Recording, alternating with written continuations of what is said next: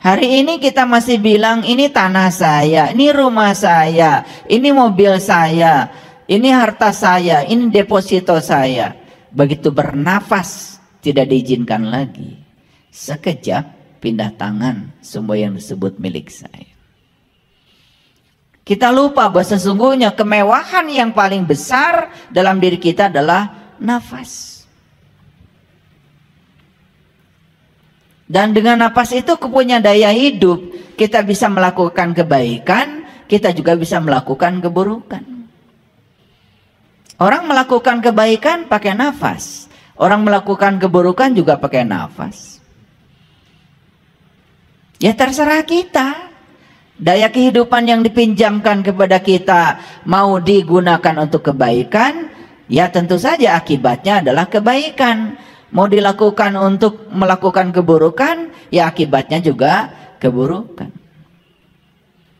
Dan kalau seseorang melakukan keburukan, tidak ada hukuman, nggak ada hukuman. Cuma dia sedang diajarkan oleh semesta, kalau kamu mengambil pilihan melakukan keburukan, ini loh akibatnya. Semesta itu cuma mengajarkan pelajaran saja.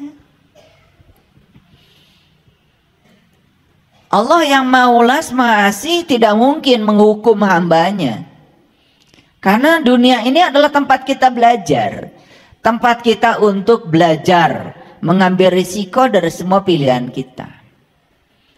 Ketika kita menimbulkan sebab baik, akibatnya baik. Itu pelajaran.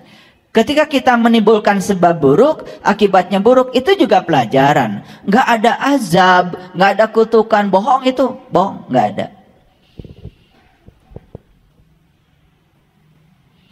Allah itu maha welas asih.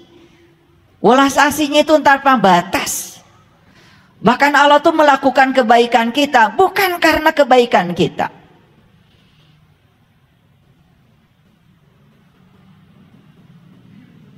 Dan kalau kita membandingkan kebaikan Allah untuk kita, dibandingkan kebaikan kita untuk Allah, aduh, gak ada apa-apanya. Allah melakukan kebaikan kepada kita karena kecintaannya begitu besar kepada kita. Sedangkan kita melakukan kebaikan pada Allah, pengen ini, pengen itu. Banyak sekali muatan-muatan yang menggandeng di belakangnya. Apakah semua yang dilakukan karena bermuatan itu kebaikan? Bukankah itu kemunafikan? Bukan itu transaksi? Kalau mau tahajud, tahajud saja. Nggak usah dikaitkan dengan masalah. Nanti tambah banyak masalahnya. Kalau mau duha, duha saja. Nggak usah dikaitkan dengan syaratnya rezeki. Atau usaha sedang bangkrut. Nggak usah, tambah bangkrut. Coba lakukan kebaikan itu semata-mata karena kecintaan kepada Dia, karena Dia begitu besar cintanya kepada kita. Itu saja. Bahkan dengan cara yang semacam itu, maka dengan mudah kita bisa bertransisi dari kegelapan menuju cahaya. Oleh karena itu, mari kita bersyukur hari ini kita masih hidup, bernafas, masih merasakan begitu banyak sensasi. Bahkan saya kalau naik mobil, saya duduk dulu. Gak buru-buru. Karena bisa merasakan pantat ini nempel di jok mobil tuh mewah. Kemudian saya pegang setir. Ketika tangan saya pegang setir itu, saya rasakan dulu. Saya hadir betul-betul di situ. Saya berterima kasih kepada medan energi tunggal yang masih mengalir dalam tubuh saya. Kalau tidak ada medan energi tunggal itu, tangan saya pun tidak akan bisa dikepalkan seperti ini memegang setir. Dan kalau kita sadari sepanjang perjalanan itu, nikmati saja. Mendengarkan suara klakson itu mewah. Mendengarkan suara teriakan orang itu juga mewah. Dan kalau kita hadir di sini saat ini sekarang, di setiap ruang dan waktu, kemewahan itu akan terasa. Bahkan kalian bisa memasangkan peniti itu mewah.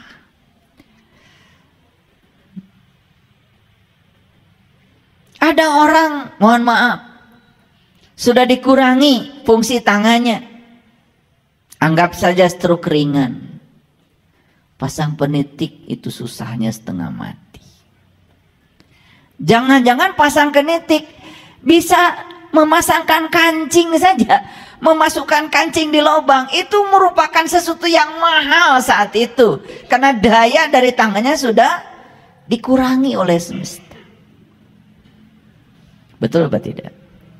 Yuk kita hadir di sini saat ini sekarang tanpa penilaian baik buruk, benar salah. Terima semua realitas ini apa adanya. Dan terimalah semua ini sebagai anugerah dan cintanya Dia yang luar biasa untuk kita. Oleh karena itu mari kita puji Allah bersama-sama membaca hamdalah. Alhamdulillahirabbil alamin. Mari kita hadirkan beliau di ruang majelis ini. Kita rasakan kalau beliau mewujud sebagai nafas dalam diri kita. Kita rasakan beliau sebagai medan energi tunggal yang mengisi dan menggerakkan seluruh sel dalam tubuh kita. 100 triliun sel dalam tubuh kita.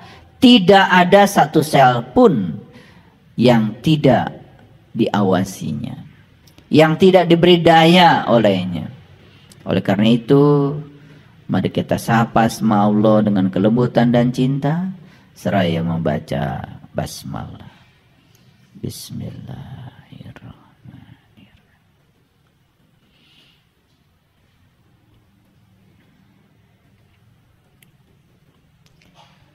Coba mengucapkan basmalah itu dengan kesadaran.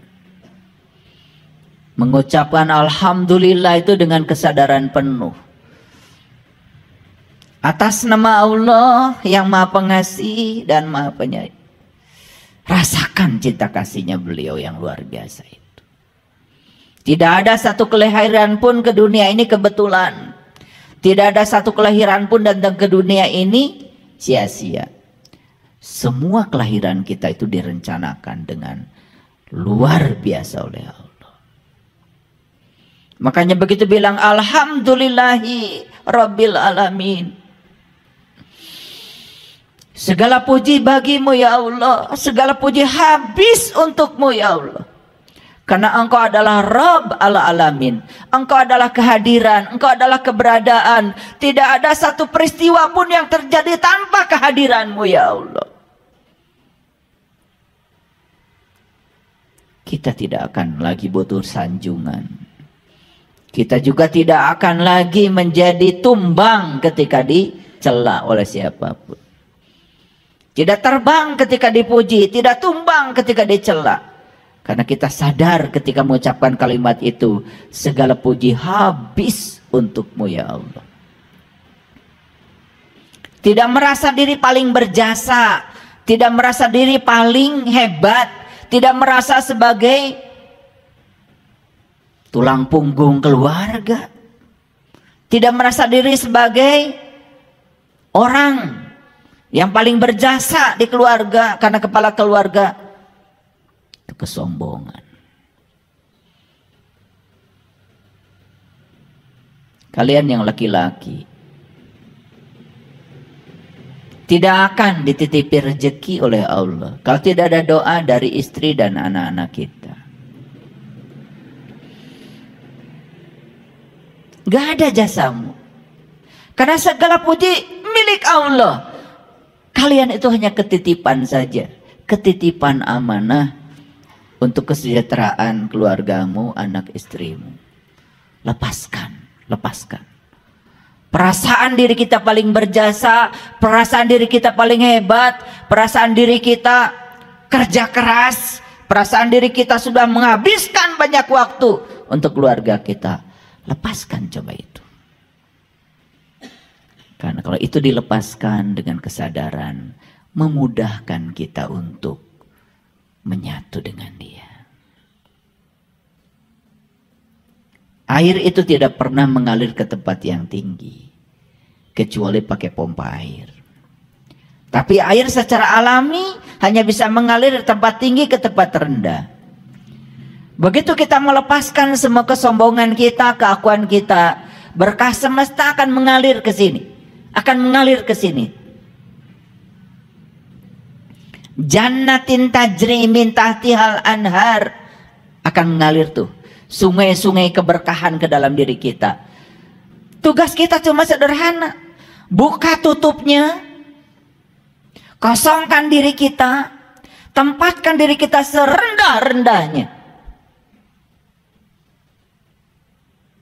Gelas yang ada tutupnya tidak bisa diisi. Masih ada cover. Masih ada tutup. Cover itu bahasa Arabnya kafir. Jadi orang kafir itu bukan orang yang berbeda keyakinan dengan kita.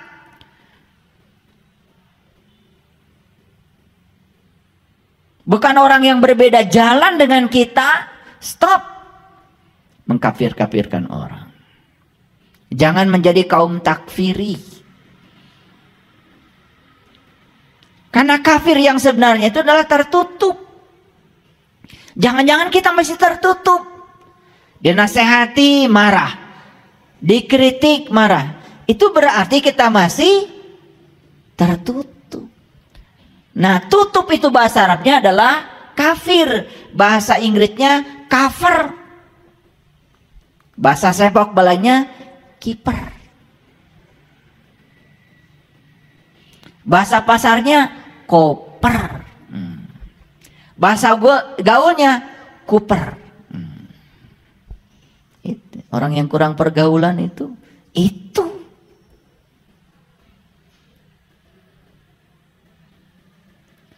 Cukup nggak gelas dibuka tutupnya? Nggak cukup. Kosongkan. Makanya kalau mau ngaji, ingin dapat ilmu baru, udah ilmu lama tinggalkan saja dulu di lemari, jangan dibawa-bawa ke sini. Biar tidak terjadi kontrak.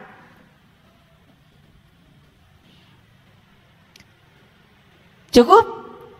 Sudah dibuka tutupnya, sudah kosong gelasnya, belum cukup. Kalau gelasnya masih di awang-awang, masih di tempat yang tinggi, siapa yang mau ngisi? Tempatkan gelasnya di tempat yang serendah-rendahnya. Baru ada yang mau mengisi.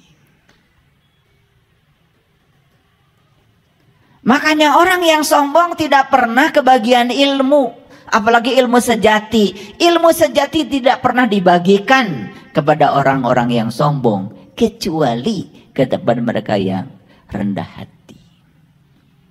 Siapa orang yang rendah hati itu? Orang yang selalu sadar kalau dirinya tidak tahu apa-apa, tidak bisa apa-apa, tidak punya apa-apa, bahkan dia tidak merasa sebagai siapa-siapa. Begitu kalian merasa sebagai siapa, duduk aja susah. Betul? Coba lepaskan semuanya. Saya bukan siapa-siapa.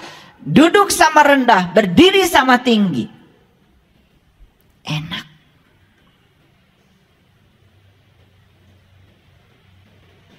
Makan nasi bungkus di pinggir selokan saja, habis kerja bakti, enak. Kalau kita bisa melepaskan diri bahwa kita ini bukan siapa-siapa, kita ini hanya datang ke semesta ini hanya kepanjangan tangan Allah untuk menyampaikan cinta kasih Allah kepada orang-orang yang butuh pertolongan kita. Itu saja kok. Seperti wayang yang dikeluarkan dari kotaknya. Kalau sudah selesai tugasnya kan dimasukkan lagi ke kotak. Tidak berdaya. Tidak ada apa-apa lagi.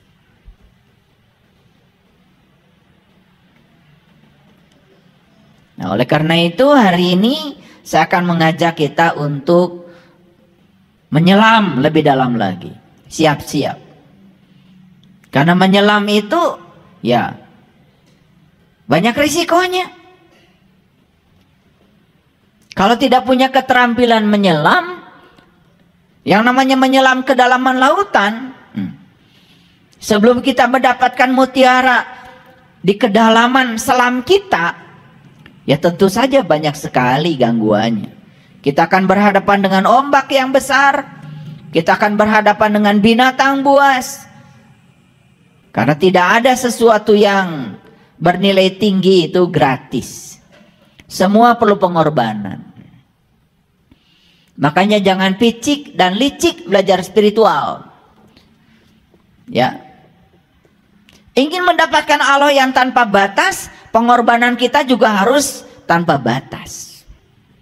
Orang yang masih hitung-hitungan dalam kehidupannya, aduh, masih picik, masih licik, ingin dapat yang tanpa batas, tetapi hitung-hitungan.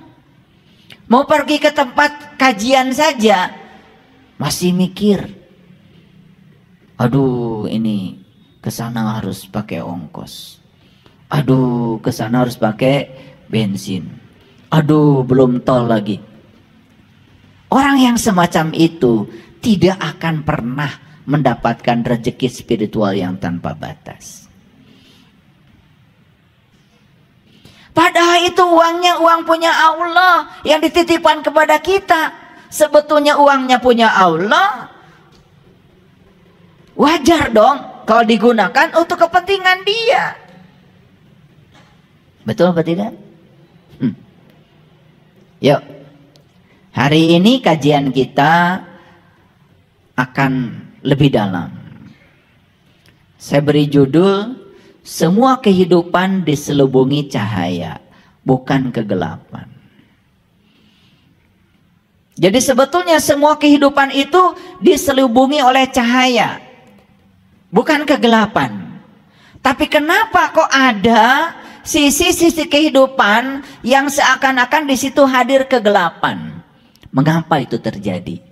Mari kita jawab. Sehingga selesai dapat kajian ini, kita sadar bahwa sebetulnya kita pun diselubungi oleh cahaya. Kalau kita diselubungi oleh cahaya, berarti kita ini sebetulnya tidak boleh memasuki ruang kegelapan. Matahari itu tidak pernah diam. Matahari itu tidak pernah tidak memancarkan cahayanya. Cuman karena buminya saja yang suka membelakangi matahari, maka jadilah kita kegelapan. Jadi jangan pernah berpikir matahari itu kayak lampu. Hidup mati, tidak. Matahari itu terus hidup, terus bercahaya. Cuman karena bumi kita yang berotasi, bumi kita yang berevolusi, kadang-kadang bumi kita ini membelakangi matahari. Kan bumi kita tuh kayak bola. Ya mataharinya di sana, kita ada di punggungnya sini. Ya kegelapan. Jadi mataharinya sendiri tidak pernah gelap. Ya, selalu bercahaya. Loh, matahari terus bersinar sementara kita kadang ada cahayanya, kadang tidak. Karena posisi kita yang berubah-ubah, bukan? Sadar apa tidak? Bahkan saat kita ada di depan bumi, ya berhadapan dengan matahari, bisa jadi kita tidak kebagian cahaya matahari kalau kita terus bersembunyi di kamar kita. Bahkan kita pun tidak kena sinar matahari walaupun sudah keluar dari kamar kita, karena kita terhalangi oleh kabut yang begitu tebal di atas kepala kita. Jadi terlalu banyak sebetulnya alasan untuk kita tidak terkena sinar matahari. Yang pertama, kita salah posisi karena kita di punggung bumi. Yang kedua, kita masih saja tinggal di kamar, teriak-teriak, kok matahari tidak berkunjung ke sini ya? Lah, kamu yang mengunci diri di kamar kemudian menyalahkan matahari. Keluar dong dari kamar. Ya, lihat alam yang luas, berjemur sedikit, menikmati sinar matahari. Makanya matahari di Quran dikatakan ada dua, Robul Masyriqain wa Robul Maghribain. Ada dua matahari kata Allah di Quran surat Ar-Rahman. Satu matahari jasmani, Untuk proses fotosintesa jasmani, satu lagi matahari rohani untuk pendewasaan jiwa kita.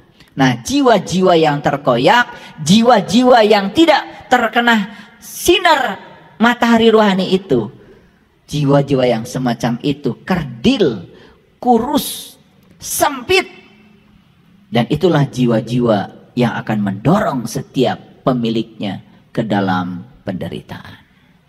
Jadi setelah ini mari kita buka ya, kita keluar ya, karena sinar matahari tidak pernah sirna, tidak pernah tidak ada. Posisi kita yang berubah-ubah. Oke? Baik. Jadi semua kehidupan itu diselubungi oleh cahaya, bukan kegelapan. Jadi harusnya hidup itu menakjubkan kalau kita tahu caranya, tahu ilmunya. Baik.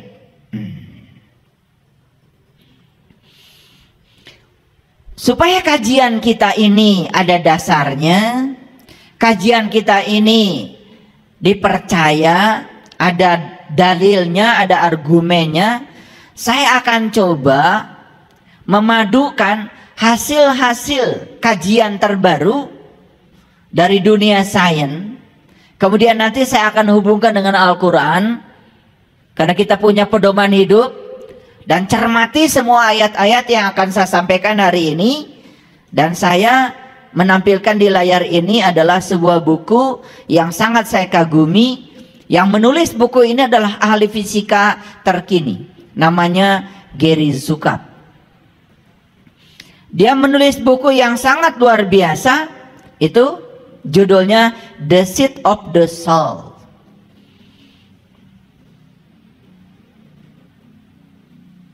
Dia adalah seorang penulis buku yang sangat terkenal. Dia orang Amerika. Menurut saya dia sangat Islami, karena saya sudah mendalami isi bukunya. Saya tidak pernah tanya agamanya beliau apa, tapi setelah saya membaca isi bukunya, beliau ini sangat Islami. Dan wujudnya nanti kita akan lihat bagian dari apa yang beliau sampaikan di bukunya. Jadi The Seat of the Soul ini cerita tentang fisika ruh. Jadi melihat ruh dari dimensi fisika. Nah, apa fisika? Fisika itu berhubungan dengan dua, materi dan energi. Materi dan energi. Materi dan energi itu setara. Itu kata Einstein. Karena materi itu tercipta dari energi. Dan energi juga tercipta dari materi. Ayo, sadar? Sadar? Tadi pagi sarapan yang dimasukkan ke tubuh apa? Materi. Nasi materi, ceplok telur materi. Ya? Betul? Tempe materi, tahu materi, nasi kuning materi, nasi uduk materi, semua materi. Apakah kita butuh materi atau energi? Dua-duanya. Sebetulnya yang kita butuhkan itu adalah energi. Tapi karena energi ada di materi, maka yang kita masukkan materi. Dan kita ini enak banget, cuman memasukkan saja. Proses selanjutnya tidak pernah turut campur.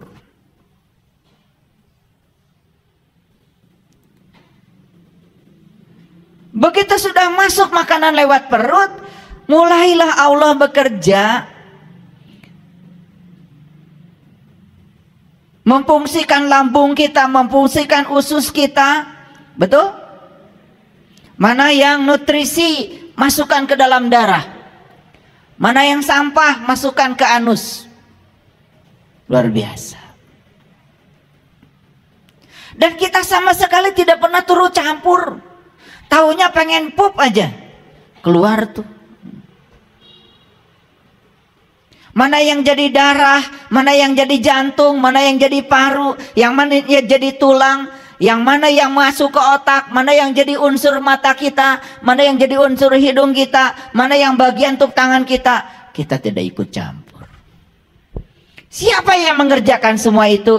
Kehadiran nafas pada diri kita. Masihkah kita mencari dia di luar diri kita? Karena hidup tanpa kesadaran yang seperti itu. Makan cepat-cepat, semuanya serba cepat tanpa hadir. Apa yang terjadi? Lapar makan lagi, lapar makan lagi. Ya Allah. Tidak sadar bahwa sesungguhnya yang kita makan tuh materi, harapan kita menjadi apa? Energi. Apa energi itu secara fisika? Energi adalah kemampuan untuk melakukan usaha. Nah, setelah kita makan, usaha apa yang kita lakukan? Coba tanya. Malah habis makan nasi goreng tengah malam langsung tidur. Ya sudah, jadinya apa? Hanya membuat perut jadi gak jelas. Maaf ya, banyak yang gak jelas.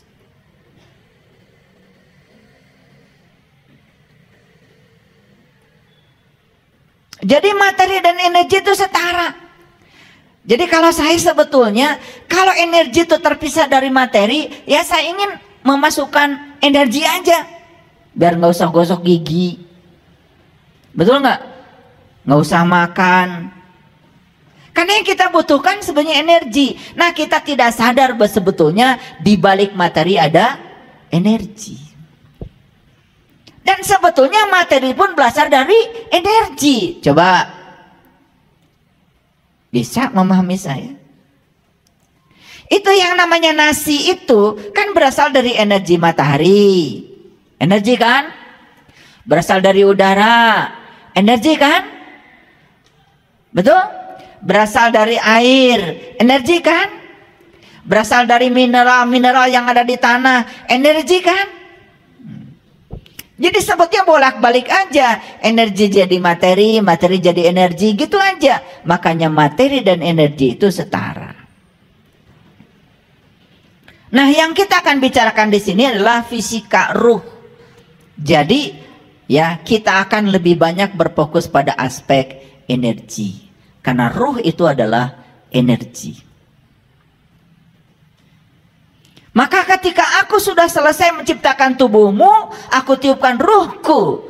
Setelah ditiupkan ruhku ke dalam tubuh ini, maka tubuh ini jadi berdaya. Energi bukan? Tubuh ini menjadi berwibawa. Energi bukan? Tubuh ini jadi berdaya. Energi bukan? Iya. Tubuh ini bisa bergerak karena ada yang menggerakkan dari dalam, yaitu energi. Paham ya? Oke. Sebelum masuk ke situ, saya akan mulai membahas dasar-dasarnya dulu. Mari kita lihat Quran surat Ad-Dukhan. Quran surat Ad-Dukhan. Itu surat ke-44 ayat 1 sampai 7. Surat Ad-Dukhan itu dimulai dengan Ha Mim. Ya. Ya tentu saja ya Ha Mim, terjemahan yang ada adalah hanya Allah yang tahu. Alif Lam Mim pun hanya Allah yang tahu. Kaf Ha Ya Ain Shad, hanya Allah yang tahu. Puas? Puas? Dulu ya kalian puas dulu. Karena satu-satunya cara supaya tidak ada orang yang nanya lagi, cukup bilang hanya Allah yang tahu. Padahal Quran itu petunjuk bukan? Petunjuk dong. Yang namanya petunjuk untuk siapa? Untuk Allah, untuk manusia? Untuk manusia. Nah, manusia ini dikasih petunjuk, judulnya Ha Mim. Kalau itu petunjuk berarti harus dimengerti dong oleh manusia. Nah, manusia pengen tahu, ya Allah, ini maksudnya apa ha dan mim ini? Kemudian Allah bilang, hanya Allah yang tahu. Sama saja dengan polisi bikin rambu-rambu lalu lintas, kemudian masyarakat yang akan menggunakan rambu-rambu itu tanya Pak Polisi, Pak Polisi, ini rambu ini maksudnya apa? Kata Pak Polisi, hanya polisi yang tahu. Puas?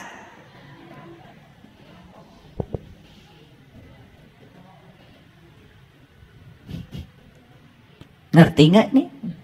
Biar masuk akal, biar masuk akal. Biar tertawa sekarang kalian itu tertawa. Tertawa dengan kebodohan kita selama ini. Karena selama ini kan kita puas kalau ada orang bilang begitu, betul? Iya. Jadi kalau polisi bikin rambu-rambu lalu lintas hanya polisi yang tahu, ya buat apa? Itu dibuat pakai biaya lagi, ditempel-tempel lagi pinggir jalan. Ya udah, urus aja sama polisi. Quran itu petunjuk buat manusia, supaya manusia dapat petunjuk. Otomatis di balik ha dan mim ini ada yang ingin ditunjukkan. Maaf, 1000 maaf kalau berbeda. Saya memahami ha itu dari intuisi adalah hamid. Saya memahami mim itu dari intuisi adalah majid. Jadi ha dan mim ini sedang cerita dia juga. Ha itu dia yang terpuji, hamid. Mim itu dia yang maha mulia, majid.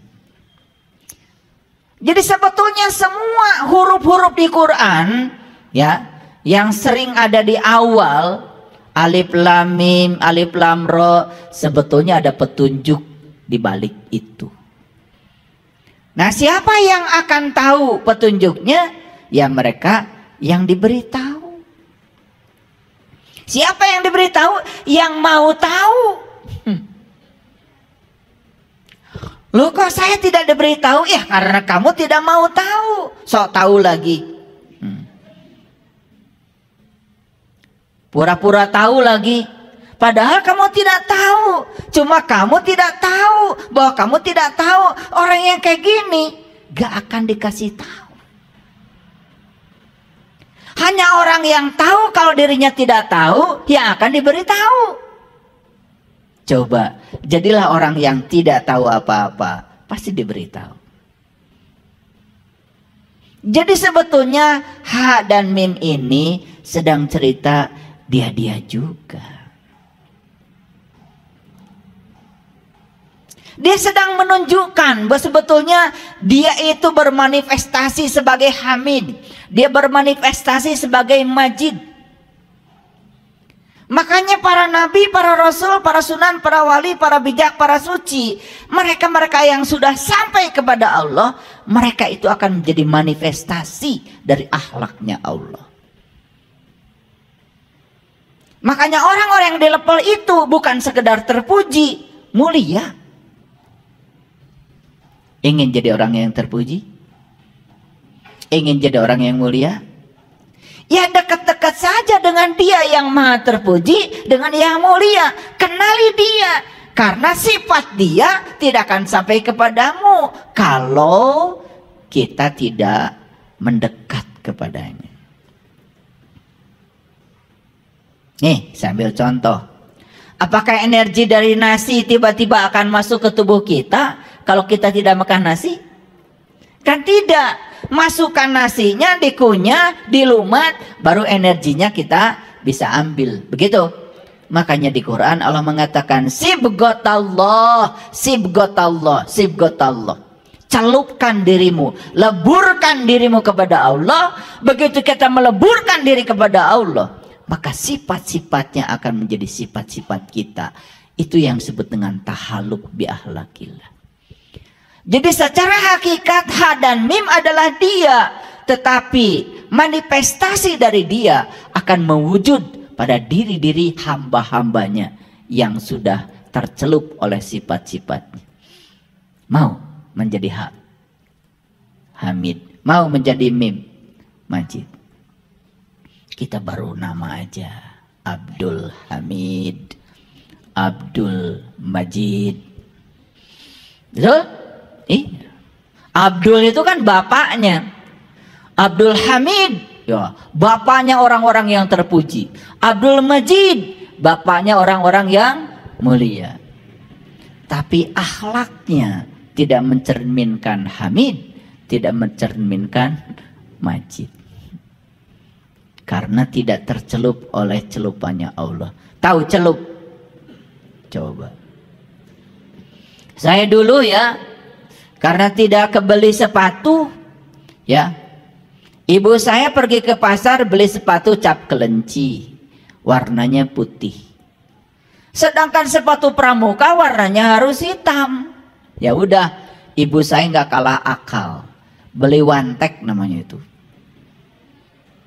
Siapkan air di kastrol, ya, lagi mendidih, masukkan wanteknya, sepatu saya direbus. Setelah itu dijemur, jadi hitam. Makanya pulang sekolah itu kaki saya pun ikut hitam. Ya udah, diruru. Kalau di kampung diruru tuh pakai batu di sungai, ya nggak kebeli sabun, diruru aja gitu. Ya karena kita segitu aja udah bersyukur, tidak ada yang namanya keluhan. Saya juga tidak pernah protes sama ibu, kenapa sepatu kita ini kok bikin kaki warna hitam. Nggak ada itu. Pokoknya itu udah enjoy aja.